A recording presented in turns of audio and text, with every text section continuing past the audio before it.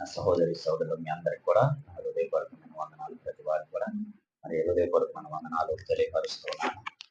నిజంగా ప్రభు ప్రేమించి ఈ యొక్క మార్చి మాసము మరి ఈ యొక్క 3వ ఆదివారంలో మనము అడుగు పెడతానికి దేవుడు మనకు అవకాశం ఇచ్చాడు. నిజంగా ఇది దేవుని యొక్క మహాకృప, దేవుని యొక్క మహాసంకల్పం. ఎందుకంటే కొన్ని రోజులు, కొన్ని గడియలు, కొన్ని నిమిషాలు గడిచిపోతూ ఉన్నాయి. అవి మనకు తెలియట్లేదు, మనకు అసలుకి సరితూగుతున్నాయి కూడా, మన ఆలోచనలకు కూడా పట్టట్లేదు అది. ఎందుకంటే కాలంలో అన్ని జరిగిపోతూ ఉన్నాయి, మనకు తెలియకుండానే జరిగిపోతున్నాయి. అదే విధంగా పాపము కూడా మనకు తెలియకుండానే మన లైఫ్ లో జరుగుతూ ఉంది. ఆ పాపము నుంచి బయటపడటానికి, ఆ పాపము నుంచి దూరం పడటానికి, ఆ పాపం ఏం చేసిందంటే మనకి మరణాన్ని కొని తీసుకుని వచ్చింది. ఆ మరణాన్ని తప్పించుకోవాలంటే యేసుక్రీస్తు యొక్క రక్తము చేత కడగబడాలి. ఆ రక్తము చేత కడగబడటమే కాదు కానీ వాక్యము చేత ప్రతిదినము కూడా ఈ శరీరాన్ని భద్రంగా దాచుకుంటూ ఉండాలి. ఈరోజు నా అంశము, జయించువాడికి ఏ హాని కలగదు. జయించువానికి ఏ హాని కలగదు. జయించాలి అంటే, ఏ హాని కలగకుండా ఉండాలి అంటే మనము ఏమై ఉండాలంటే దేవుని యొక్క వాక్యములో దినదినము బ్రతకటం నేర్చుకోవాలి. మనం ఈ లోకాన్ని జయించాలి అంటే, ఈ శరీర ఆశను జయించాలి అంటే, చాలా మంది శరీర ఆశల్లో పడిపోతా ఉంటారు, శరీర ఆశల్లో కృంగిపోతా ఉంటారు. శరీర ఆశల్లో చాలా మంది పడిపోయిన వారు ఉన్నారు. శరీర ఆశల్లో ఎంతో మంది నీడ జారిపోయిన వారు ఉన్నారు. తాగేవాడు తాగుతూ ఉన్నాడు, తాగేవాడికి అది శరీర ఆశ. తిరిగేవాడు తిరుగుతున్నాడు, శరీర ఆశ. ఏ పాపం చేసేవాడు ఆ పాపం చేస్తూనే ఉన్నాడు. ఎందుకంటే మానవుడు శరీర ఆశల్లో పడిపోతూ ఉన్నాడు. నా సహోదరి సహోదరులు, మీరు ఎవరైనా కావచ్చు, మీ జీవితం ఏదైనా కావచ్చు, ఈ రోజు నువ్వు ఏ శరీరాశలో పడిపోయావా, ఏ శరీరాశలో కృంగిపోయావా, ఏ శరీరానికి తగిన జీవితంలో నువ్వు పడిపోయావా, అయితే ఇదే రక్షణ దినం. ప్రభు అంటున్నాడు, ప్రభు ఏమి సెలవిస్తున్నాడో తెలుసా? నువ్వు ఎక్కడ పడిపోయావో, ఎక్కడ కుంగిపోయావో, ఎక్కడ అవమానించబడ్డావో, ఎక్కడ నిందించబడ్డావో, ఎక్కడ హేళన చేయబడ్డావో, అక్కడ నేను నీకు విజయం ఇవ్వబోతున్నా. హల్లెలూయా. నా సహోదరి సహోదరులారా, విజయం ఎక్కడి నుంచి వచ్చిందో తెలుసా? యేసుక్రీస్తు వాక్యం మీద ఆనుకున్నప్పుడు మాత్రమే వచ్చింది. ఆ వాక్యం మీద ఆనుకోవడం నేర్చుకున్నప్పుడు మాత్రమే వచ్చింది. ఈరోజు ప్రభు నీ కోసం, నా కోసం ఈ లోకానికి వచ్చాడు. నీ కోసం, నా కోసం ఈ లోకానికి వచ్చాడు. ఎందుకోసమో తెలుసా? నువ్వు ఎక్కడైతే ఓడిపోయావో, ఎక్కడైతే నిందలు పడ్డావో, ఎక్కడైతే అవమానం పడ్డావో, ఎక్కడైతే నిందించబడ్డావో, ఎక్కడైతే హేళన చేయబడ్డావో, ఎక్కడైతే దూషించబడ్డావో, అక్కడికి ప్రభు నడిపింపబడ్డాడు. ఎవరి కోసమో తెలుసా? నా కోసం, నా జీవితం కోసం ప్రభు ఈ లోకానికి వచ్చాడు. అందుకంటాడు ప్రకటన గ్రంథం 2వ అధ్యాయం 11వ వచనంలో మాట్లాడతాడు. చూడండి,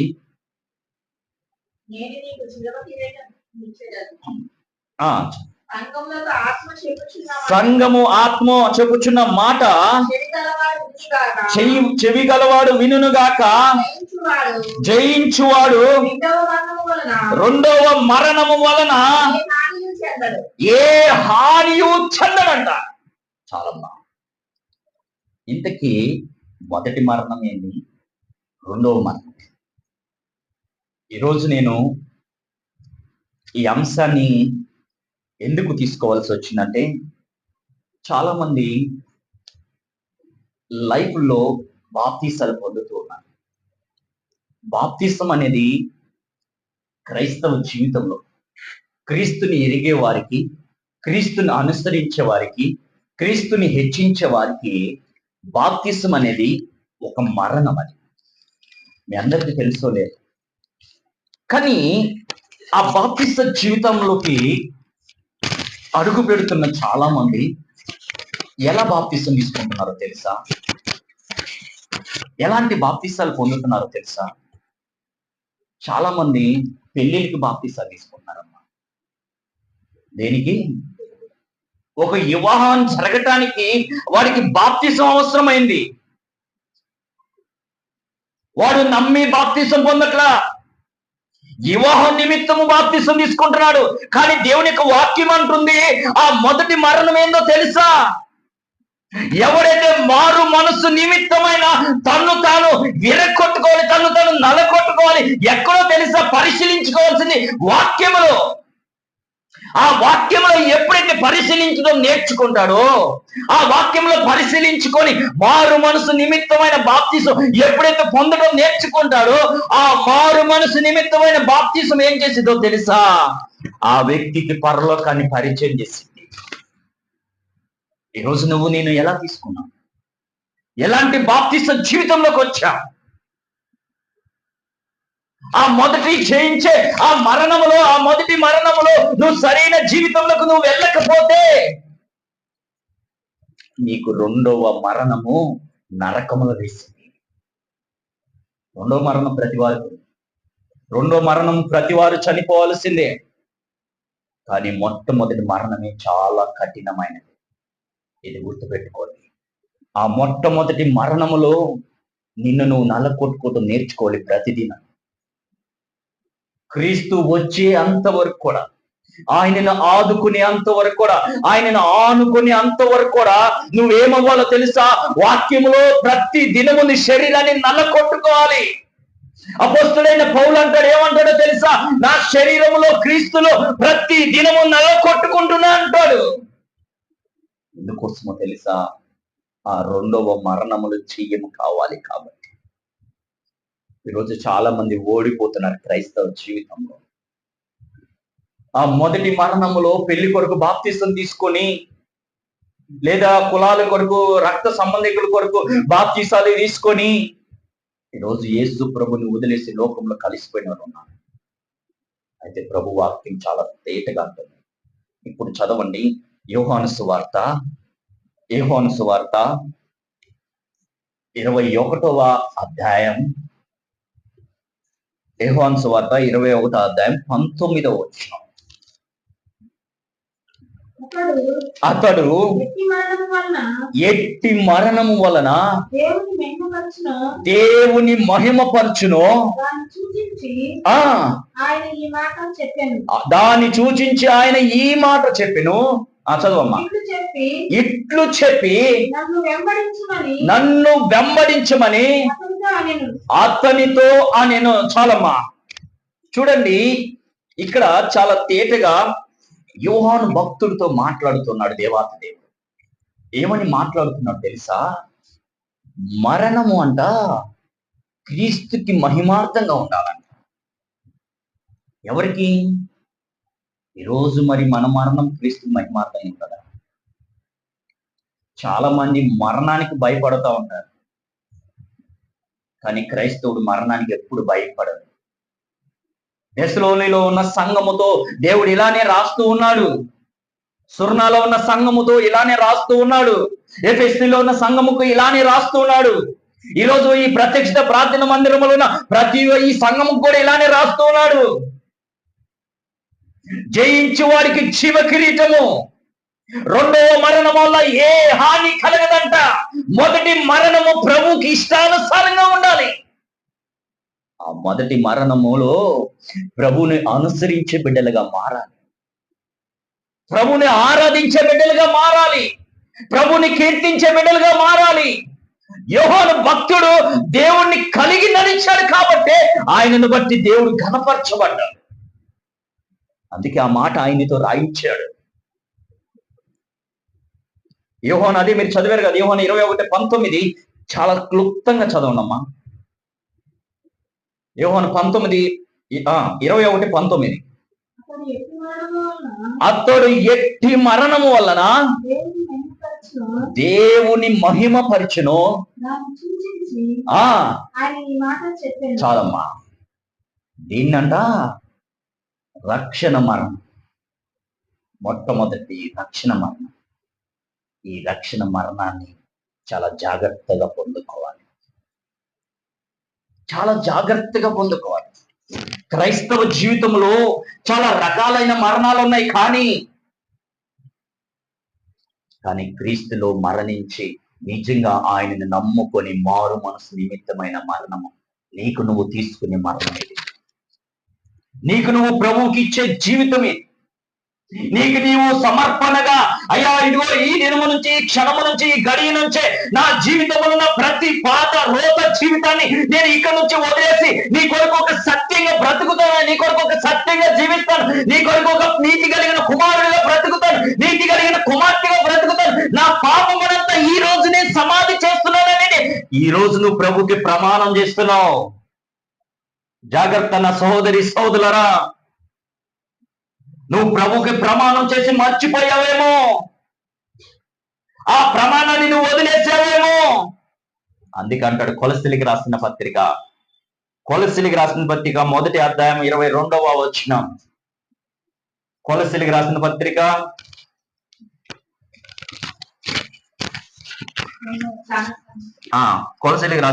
మొదటి అధ్యాయం 22వ వచనం. తన సన్నిధిని పరిశుద్ధులుగా గాను, నిర్దోషులుగా గాను, నిరపరాధులుగాను నిలవబెట్టుటకు ఆయన మాంసయుక్త దేహమందు మరణము వలన ఇప్పుడు మిమ్మలను సమాధానపరిచెను. దేని విషయంలో అంట? ఇక్కడ మొట్టమొదటిది ఆయన సన్నిధిలో మీరు పరిశుద్ధులై ఉండటానికి, ఆ సన్నిధిలో మీరు పరిశుద్ధులై ఉండటానికి ఆయన మాంసపు శరీరాన్ని ధరించాడు.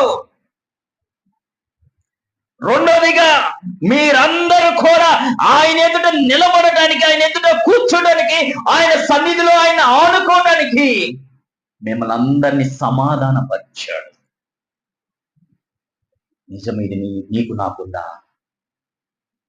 నా సహోదరి సహోదరులారా, చాలా మంది వారి జీవితాల్లో క్రీస్తుని ఎరక్కోనని బాప్తీసాలు పొందుతున్నారు.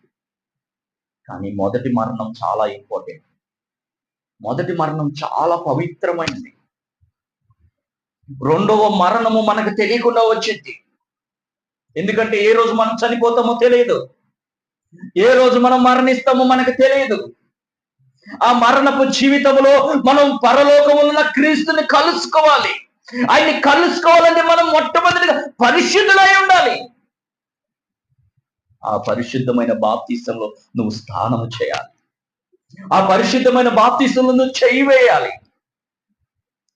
ఈరోజు చాలా మంది వారి ఇష్టానుసారంగా బ్రతుకుతూ ఉన్నారు.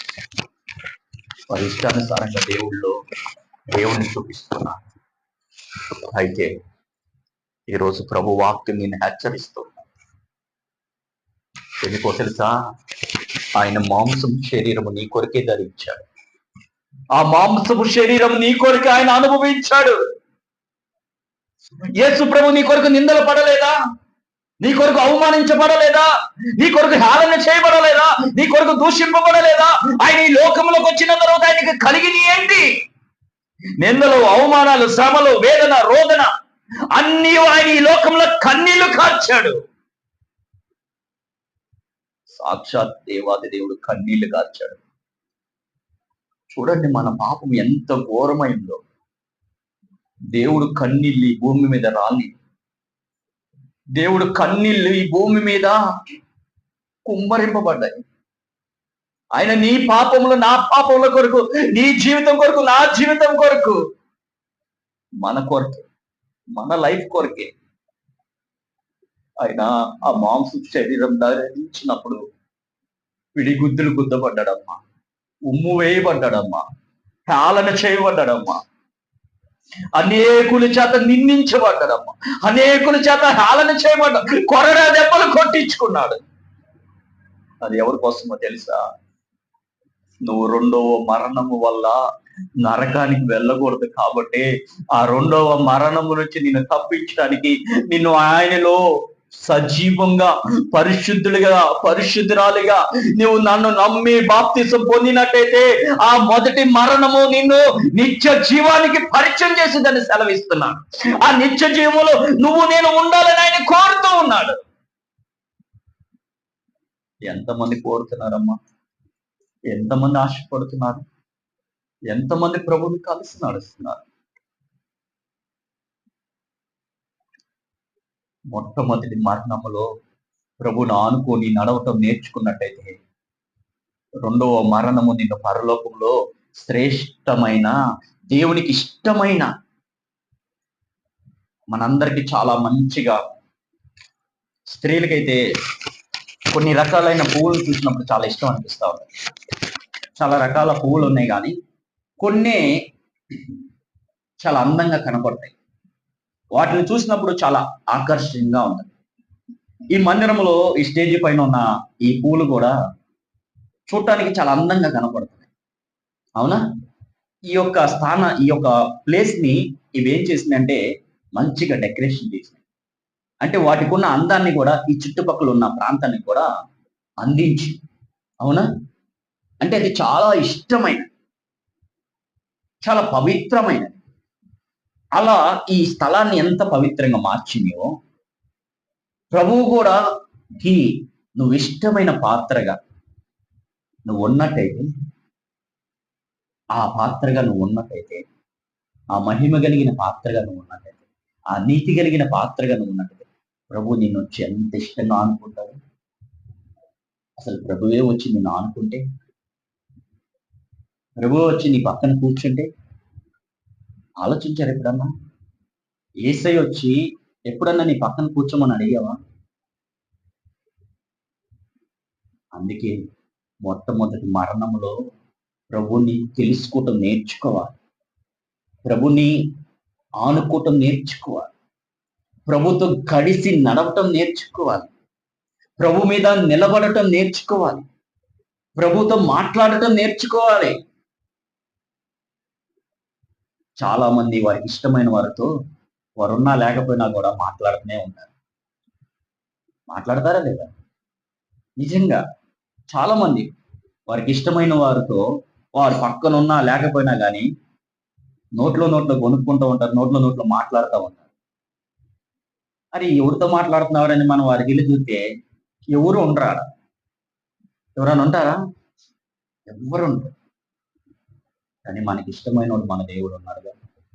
ఆయన మనతోనే ఉన్నాడు, మన పక్కనే ఉన్నాడు. ఆయన్ని నువ్వు చూసినప్పుడు నీకు ఆయన కనపడతాడు. నిన్ను ఆయన చూడాలి. ఆయన నిన్ను చూసేలా నువ్వు మారాలి. ఈరోజు మొట్టమొదటిగా నీ రక్షణ భాగ్యము దేవునికి ఇష్టమైనదిగా మారాలి. అది పరిశుద్ధంగా మారాలి. అది పవిత్రంగా మారాలి.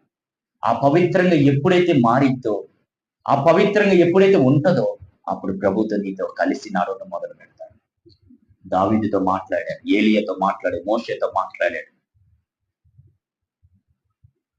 12 మంది శిష్యులతో మాట్లాడాడు. ఈరోజు ఆ ప్రభువే నీతో మాట్లాడతాడు. ఆ ప్రభువే మాట కలిగిన ఆయన పరిశుద్ధమైన వాడు. ఆయన ఈరోజు స్వర్ణాలో ఉన్న సంఘంలో ఏమి కరువైందో తెలుసా? వారిలో రక్షణ భాగ్యం అనేది కరువైంది. అందుకే అంటున్నాడు, ప్రభువు హెచ్చరిస్తున్నాడు, జయించు వారికి జీవ కిరీటాన్ని ఇస్తాడంట.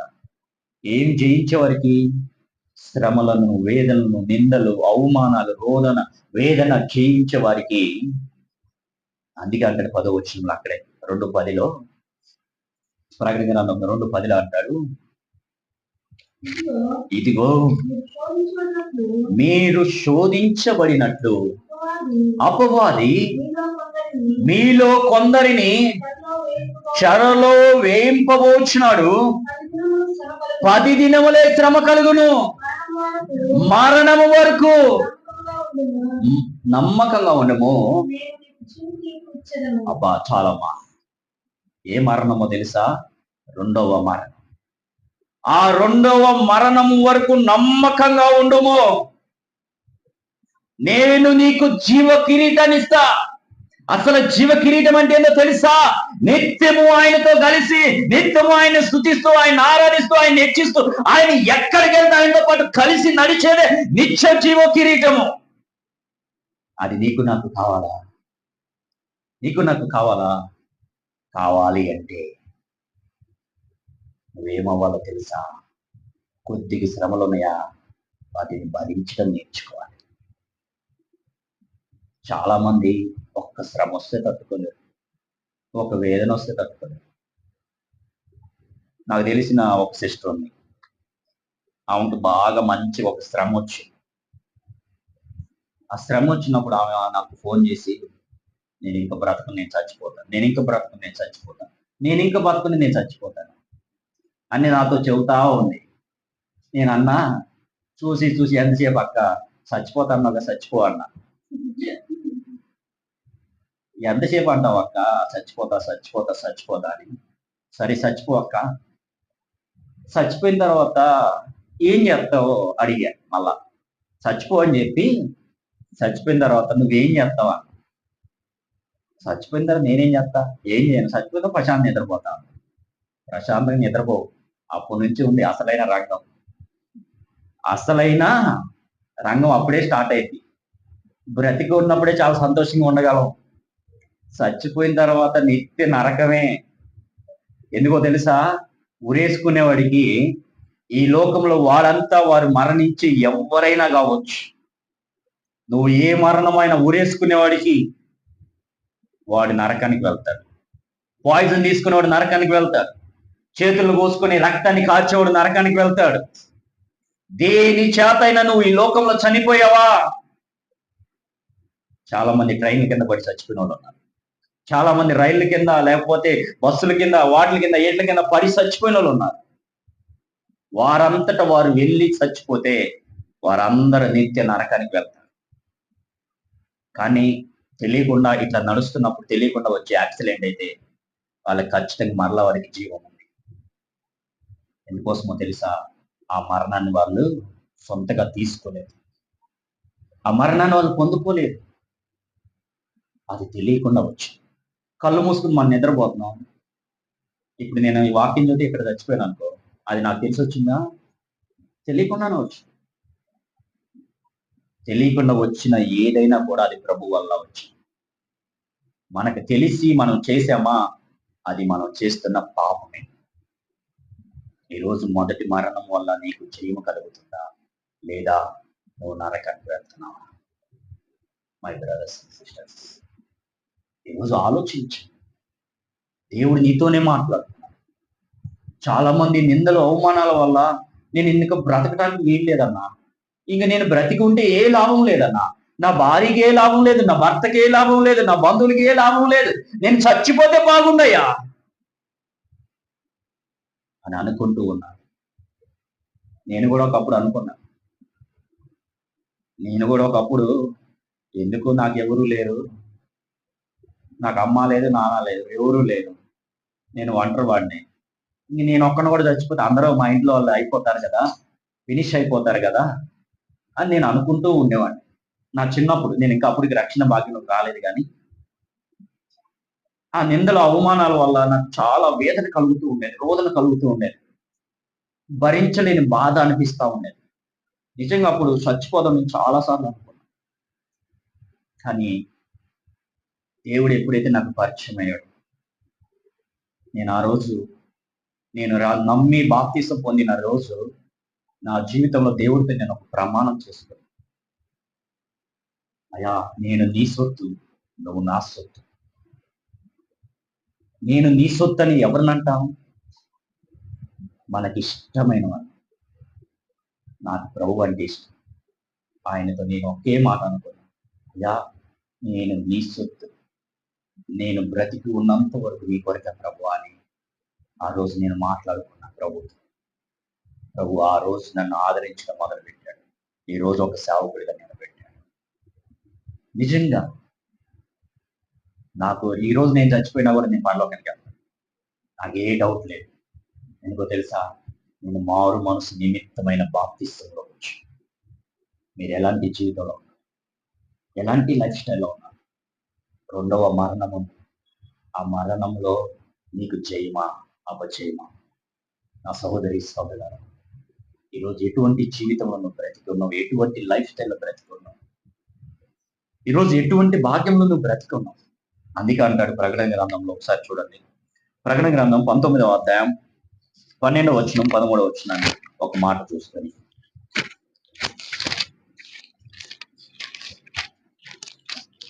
ప్రకటన గ్రంథం 19వ అధ్యాయం 12వ వచనం 13వ వచనం.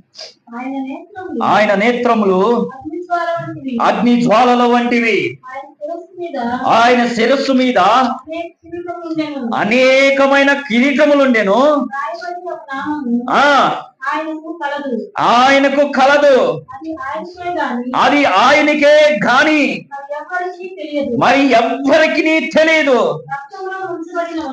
రక్తములో ముంచబడిన వస్త్రము ఆయన ధరించుకొని ఉండెను, మరియు దేవుని యొక్క వాక్యమును అని నామము ఆయనకు పెట్టబడింది. చాలమ్మా, ఈ రక్తములో ముంచబడిన వస్త్రము దేవుడు నీకు అనుగ్రహించాడు.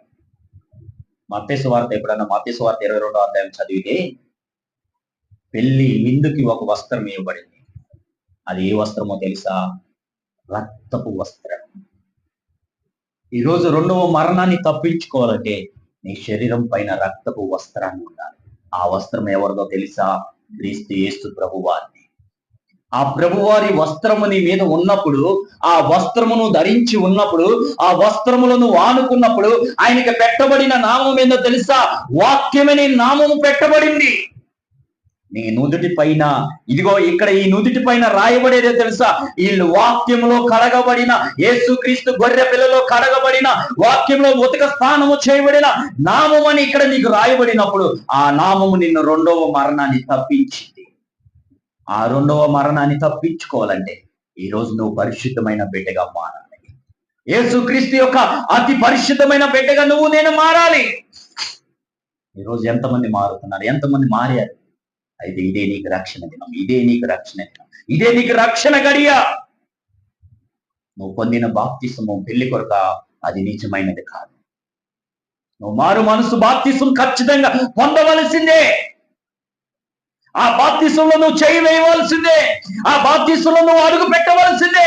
ఆ బాప్తిసంలో నువ్వు మునగవలసిందే. ఆ బాప్తిసంలో నువ్వు చనిపోవలసిందే. మారు మనసు నిమిత్తం కలిగిన బాప్తిసంలో నువ్వు ఖచ్చితంగా మరణించవలసిందే. పాతవన్నీ గతించను, సమస్తము కొత్తగా మారిను. ఎవరిలోనూ తెలుసా?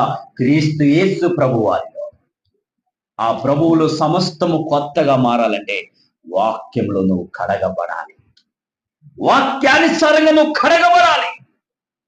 అలా ఎప్పుడైతే నువ్వు కడగబడతావు, ప్రభు నిన్ను ఒక మంచి పాత్రగా తీర్చిదిద్ది, ఆ మంచి పాత్రగా నువ్వు ఉన్నప్పుడు ప్రభు నిన్ను అనేక సాక్షిగా నిలబడతావు. అలా నువ్వు నిలబడాలనుకుంటున్నావా? అనేక విషయాల్లో సాక్షిగా నిలబడాలనుకుంటున్నావా? యేసుక్రీస్తు శరీరము నిమిత్తం రక్తం ఎంతో నువ్వు సాక్షిగా నిలబడాలనుకుంటున్నావా? అయితే ఇదే నీకు రక్షణ, ఇదే నీకు రక్షణ గడిగా. నీ నిందలు, నీ అవమానాలు అన్ని ఈరోజు ప్రభువులు సమర్పణ చేయబడదు కాక. ప్రతిది కూడా, ప్రతి వేదన, ప్రతి రోదన యేసుక్రీస్తు శరీరంలో అన్ని నయమైపోతాయి, అన్ని మాయమైపోతాయి. ఈరోజు ఆ రక్తమే నీకు పరిశుద్ధమైనది. ఆ పరిశుద్ధమైన రక్తాన్ని అనుకుంటావా? ఆ పరిశుద్ధమైన రక్తాన్ని కలిగి జీవిస్తావా? ఆ పరిశుద్ధమైన రక్తంలో నువ్వు చేయవేసినట్లయితే ఆ రక్తము నేను పరలోకంలో రెండవ మరణం జయించి నిత్యమైన నీ జీవమైన పరలోకంలో పరిశుద్ధులుగా నిలబెట్టింది. ఆ పరిశుద్ధులుగా నువ్వు నేను ఉండాలని ప్రభు ఆశపడుతున్నాను. అలా నువ్వు నేను ఆశపడుతున్నట్టు తలలు వంచుని ప్రార్థన చేసుకున్నాను. మహా కనికరం కలిగిన ప్రభువా, ఇదిగో తండ్రి, అయా జయించు వారికి ప్రభా, నిజంగా అయా రెండవ మరణం వల్ల ప్రభా ఏ హాని కలగదని చదివిస్తున్నావు ప్రభా.